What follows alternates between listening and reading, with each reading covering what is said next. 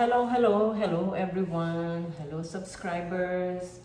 Isang magandang hapon dito sa aking Sa aking bahay. Nasa ibang location tayo, guys. Wala tayo sa Dubai, wala tayo sa Thailand. Andito ako sa Pilipinas, sa aking bahay. Maikli lang ang video na ito, guys, kasi nga gusto ko lang i-share sa inyo ang aking pag-unboxing ng mga halaman na aking nabili habang ako ay nagbabakasyon dito sa Pilipinas na nakakahiligan ko. Ang sabi ko, unboxing. Kaso ang bigat ng halaman. Napakabigat niya kasi mga 13 pieces yata yung na-order ko ito ngayon. So isa-isahin ko na lang na ilabas sa kahon. Saka ako ngayon papakita sa inyo. Kung mapapansin nyo, guys, wala ako sa labas, maulan. So, kaya dito ko pinili mag-unboxing sa loob ng bahay. Dito malapit sa aking kusina. At sige na nga, papakita ko na nga yung kahon sa inyo para makita niyo kung gaano karaming in-order ko. Ilang order ko na ba ito? Siguro pang-apat. O tama, pang-apat. Pang-apat ko ng in-order ito. Kahapon pinick up namin. At ngayong umaga ay nandito na siya sa loob ng aking bahay. Ito na yung kahon na pinick up namin kahapon. So tingnan natin. So ayan Yan ang mga in-order ko, napakarami. Napakabango, guys, ang kahon nung binuksan ko. So maya-maya ay isa-isahin natin ito. Hindi ko siya maiakyat sa table kasi mabigat. So ayan. Ngayon, malalaki ang in-order ko. Naglabas na ako ng 5. Ito ang uunahin ko. Ang sabi ni seller ay nilagay niya na raw ng ID ang aking mga halaman. Kasi kung di niya na itatanong, bago lang din ako sa succulents. So hindi ko alam lahat ang pangalan nito. So umpisahan natin si Murasaki. Tama, Murasaki. Ganito siya kabigat. Tingnan niyo, sobrang bigat, sobrang laki. Tanggalin natin ang kanyang balot. Ganito kasi pagka na-receive mo.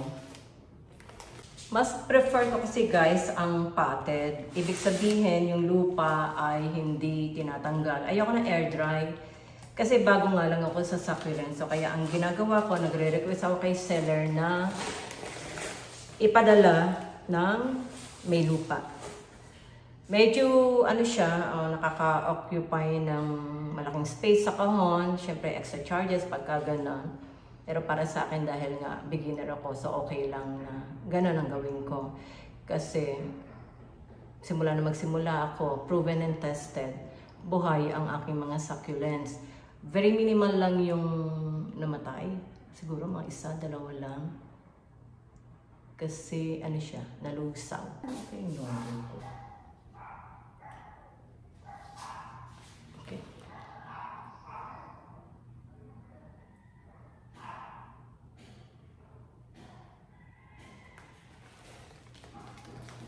So, ganitong kalaki si Murasaki. So, ayan, guys, tingnan nyo. Nag-mine din ako ng Choco Moonstone. Nakita nyo.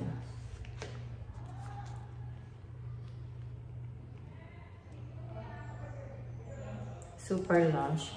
Tapos, ito nga, nilagay niya na rin ng ID. Para mas maging aware ako sa mga succulents na binibili ko. Ito si Variegated Tinkerbell. Ang ganda niya. Kita nyo. Super lush. Ayan siya, guys. Si Lovely Rose. Bango. Napakabango niya. Ito, guys, ang Lovely Rose na in-order ko. Napakabango niya.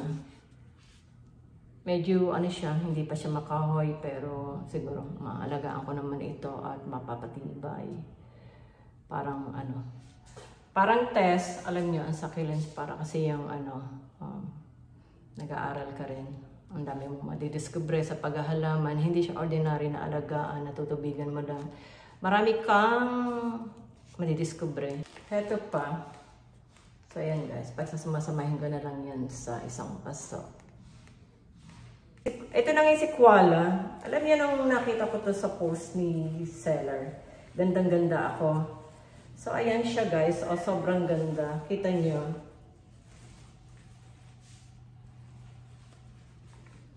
Super lush. Ngayon tatanggalin ko lang yung mga medyo nabulok na dahon.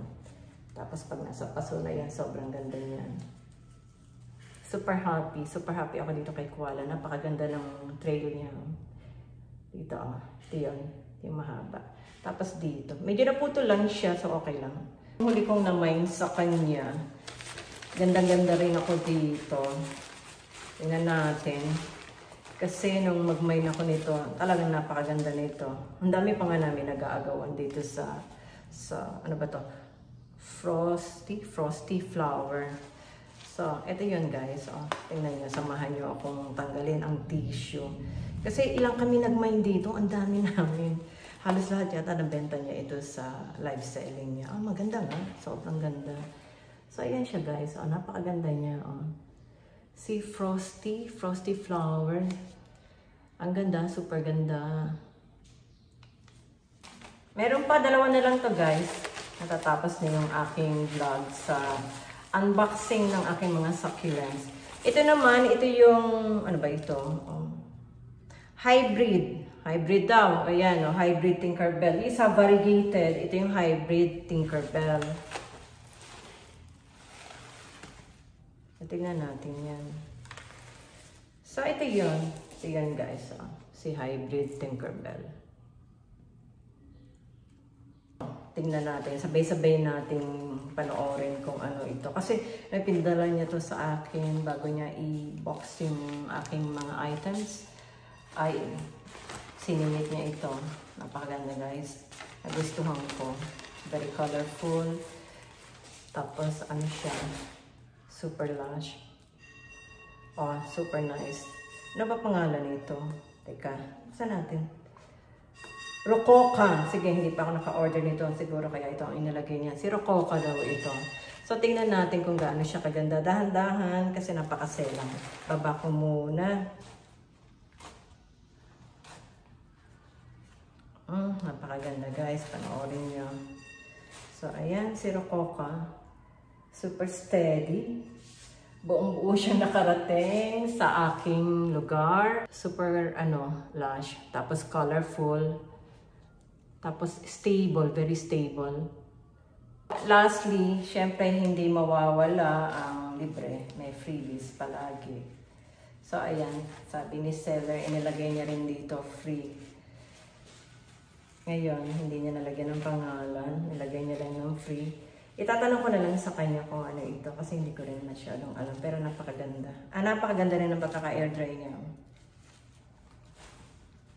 Ito guys, binigay niya ako ng isang libre. Ayan. Napakaganda. Maganda rin ang pagkaka-air dry niya. Kita niya. Buhay na buhay ang halaman pagdating dito. Tapos guys, bigay rin natin ng credit sa Victory Liner. Lahat ng shipping ko guys, Victory Liner, hindi nasisira ang halaman pagdating sa akin, buong buo pa. May konti lang nalalaglag ng mga dahon pero maganda pa rin ang kalagayan ng mga halaman pagka nireceive ko. So, ayun lang guys. Sa susunod ay makikita nyo naman kung ano yung gagawin ko dito sa mga halaman na to. Siyempre, hindi natin pwedeng kalimutan ang ating seller, si Nuremytine. Ano ba ang pangalan niya? Ayun, Nuremytine Salipnget. Yan ang kanyang page sa Facebook kung gusto nyong bumili ng mga succulents. Napakaganda ng mga succulents niya. Malalaki at saka napakaraming klase. Sundan niyo ako guys sa aking journey dito sa succulents na aking sinimulan dito sa Pilipinas. Dito sa aking lugar. Nasa lowland ako. Mag 2.5 months na ang aking mga succulents. Very very soon ay papakita ko sa inyong lahat ang aking mga nakolekta na succulents. And hindi lang yan guys, kasi sa Dubai pagbalik ko, mayroon din ako mga succulents doon at mayroon din ako mga ibang klase ng halaman. So tuloy-tuloy lang, hindi naman matitigil ang pagkukolekt. So ayan lang guys for today. And ano ba? I will see you again. Sa sunod kong mga vlog. At sa susunod magugustuhan nyo kasi makikita nyo na talaga yung buong collection ng mga na-mine ko.